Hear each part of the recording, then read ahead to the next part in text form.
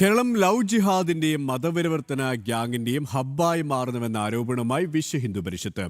കേരളത്തിൽ നിന്നുള്ള മുസ്ലിങ്ങൾ എവിടെ പോയാലും അവരുടെ യഥാർത്ഥ DNA-യിൽ മാറ്റം വരുന്നില്ലെന്നും VHP വക്താവ് വിനോദ് ബൻസൽ. ഉസ്ബെക്കിസ്ഥാനിൽ പെൺകുട്ടി കൊല്ലപ്പെട്ട സംഭവം ഗൗരവമുള്ളത്. കേരള നിയമസഭ മതപരിവർത്തനം തടയുന്നതിനുള്ള നിയമനിർമ്മാണം നടത്തേണ്ടത് അനിവാര്യമാണ്.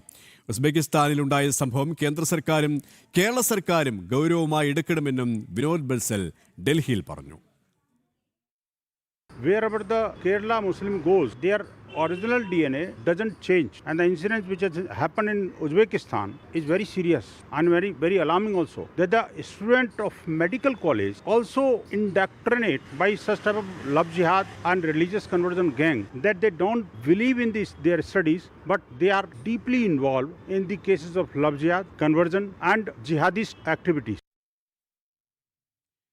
വിശദാംശങ്ങളുമായി ഡൽഹിയിൽ നിന്നും ആദർശ് ചേരുകയാണ്. ആദർശ്, സംഭവത്തിൽ വലിയ പ്രതിഷേധം തന്നെയാണ് ഉയർന്ന ഒരു ഘട്ടത്തിലാണ് VHP നിലപാട് വ്യക്തമാക്കിയിരിക്കുന്നത്. VHP വക്താവ് ജനം TV-യോട് ഇതുമായി ബന്ധപ്പെട്ട് എന്തൊക്കെ കാര്യങ്ങളാണ് വിശദീകരിച്ചത്?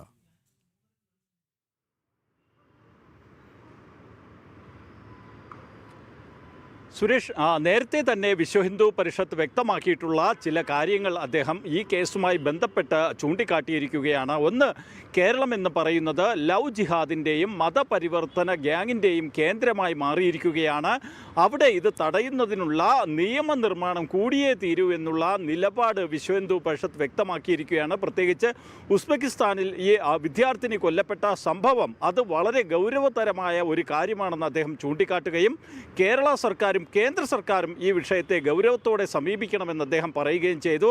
കാരണം നേരത്തെ പലപ്പോഴും വിശ്വ ഹിന്ദു പരിഷത്തിൻ്റെ ഭാഗത്തു നിന്നും കേരളം ലവ് ജിഹാദിൻ്റെയും മതപരിവർത്തന ഗ്യാങ്ങിൻ്റെയും കേന്ദ്രമാണ് എന്നുള്ള ആരോപണങ്ങൾ ഉയർന്നിരുന്നു. എന്നാൽ അപ്പോഴൊക്കെ അത് തെളിവില്ലാത്ത ആരോപണം എന്നുള്ള ഒരു സമീപനമായിരുന്നു കേരളത്തിൽ അധികാരത്തിലിരുന്ന സർക്കാരുകൾ സ്വീകരിച്ചിരുന്നത്.